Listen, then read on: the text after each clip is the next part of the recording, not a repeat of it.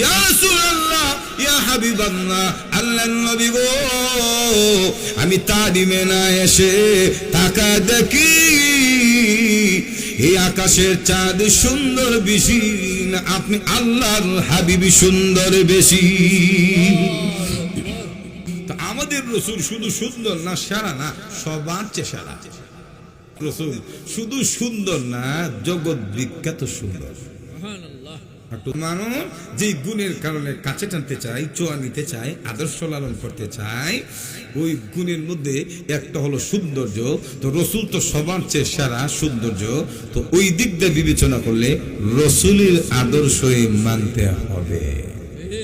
একজন সূর্য, হাকিমুল উম্মত, উম্মতের আধ্যাত্মিক ডাক্তার হযরত আশরাফ আলী থানভী রাহমাতুল্লাহ আলাইহি, ওনার কাছে এক সন্ন্যাসী গিয়ে, হুজুর ও থানভী, আমার আপনি মুসলমান বানায়া দেন। হুজুর, তুমি মুসলমান হয়ে কি করবা? তুমি না সাধক মানুষ, সন্ন্যাসী মানুষ, তুমি সাধনা করো, তো ইসলাম দিয়া কি করবা? তখন ওই লোকটা বলে, হুজুর, আমি সাধক মানুষ, সাধনা করে দেখছি, ইসলাম গ্রহণ না করলে সাধকের সাধনার কোনো দাম নাই। তুমি কি সাধনা করছো? কোথাও সাধনা করছি ইসলামের পথ বাদ দিয়া, এমন সাধক আমি, এখন আমি নদী পার হইতে পারি, নৌকা লাগে না। বাবা বলো কামেল। একটু জোরে এখন, হুজুর আমি সাধনা করে আকাশে উঠতে পারি, বিমান লাগে না। 2 নম্বরে নদী পার হইতে পারি গো, নৌকা লাগে না। শুধু তাই নয়, আগুন দিয়ে হাঁটতে পারি, আগুন আমাকে পোড়াই না। থানভী রহমাতুল্লাহ বলে, তাহলে তো শাস্ত্রী বেড়া, তুমি তো কামেল।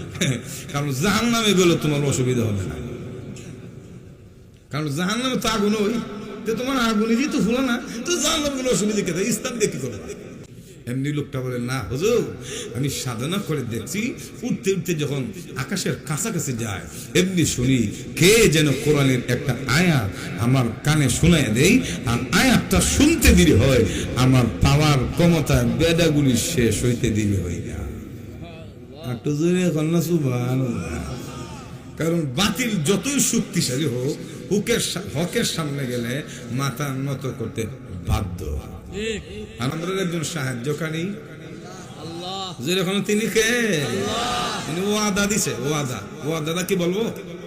একটু যদি এখন না, وَكَانَ حَقًّا عَلَيْنَا نَصْرُ الْمُؤْمِنِينَ।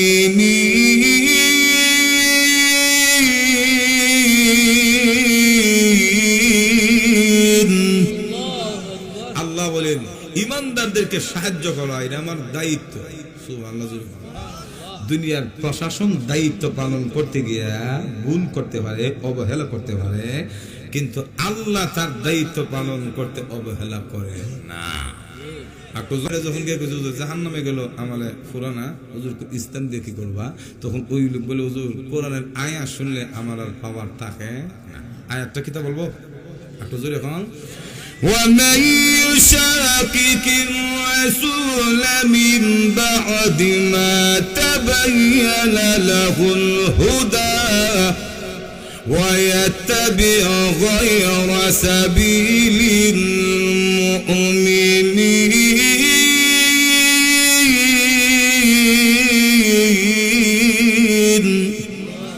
نُوَلِّهِ مَا تَوَلَّى نُصْلِيهِ جَهَنَّمَ وَسَاءَتْ مَصِيرًا।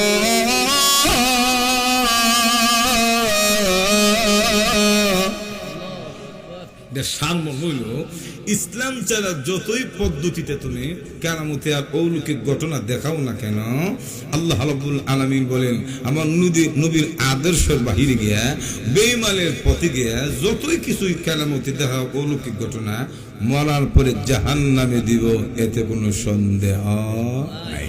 যাক, তো ওই দিক দিয়ে যদি চিন্তা করেন, তো নবীর আদর্শ মানতে হবে। কারণ আল্লাহর রাসূলের জীবনে ৩৫০০ মুজিজা প্রকাশ পাইছে। একটু জোরে বলো সুবহানাল্লাহ। তো ভাই আমার আসুন, সব দিক দিয়ে আমাদের রসুল সারা আদর্শ লালন করলে রসুলের করতে হবে, আল্লাহ রসুলের আদর্শ লালন করলে রসুলের সুন্নত মোতাবেক চললে আল্লাহ রাব্বুল আলামিন বলেন আমিও তোমরা দুইটা পুরস্কার দিব। এক নাম্বার বলবো,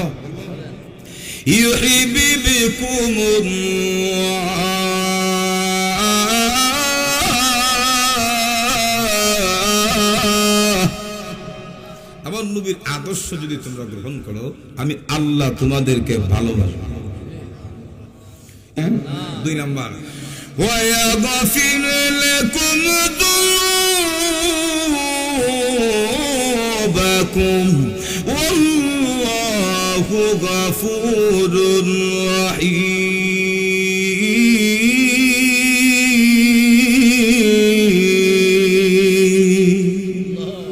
আল্লাহ রাব্বুল আলামিন বলেন আমার নবীর আদর্শ মানলে আমি আল্লাহ তোমাদের জিন্দেগির গুনাহ মাফ করে দিব। গুণও যদি মাফ হয়ে যায় আর আল্লাহ যদি ভালোবাসে, মরার পরে কোনো বই আছে একটু জোরে এখন না।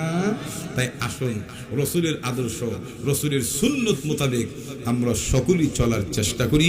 আল্লাহ তৌফিক দান করুন, সকলে বলুন আমিন। ওয়া আখির দাওয়ানা আনিল হামদুলিল্লাহি রাব্বিল আলামিন।